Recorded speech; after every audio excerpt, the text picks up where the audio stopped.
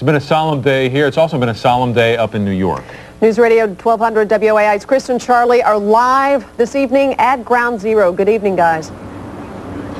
Tanji, Randy, good evening. You know, Charlie and I speak on the radio virtually every day, every weekday, and I don't think either one of us was prepared for the overwhelming emotion we would both feel by being here and meeting the families of the victims face to face and looking into their eyes.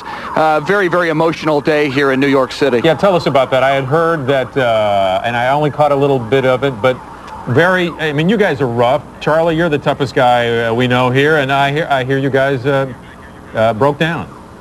Tell us about that. Yeah, I broke down quite a few times, Randy. It was a very emotional day for me.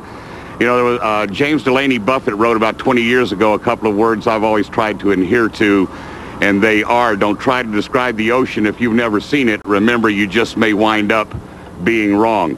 And to avoid trying to be wrong, I can just tell you it was the most emotional day of my life today, and I just pray to God I never have to go through a day like this again as long as I live. Were you all there when President Bush and the First Lady were there? It looked like it meant so much to those victims to talk to them one-on-one like they did.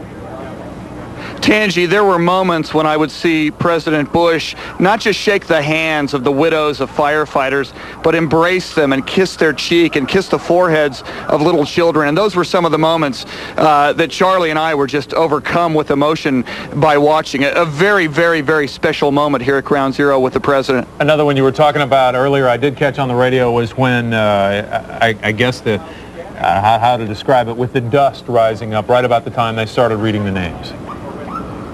I'm telling you, that was the freakiest thing I have ever seen, guys. I mean, the wind was blowing west to east, but that dirt did not blow east. That dirt came out of the ground and raised straight up.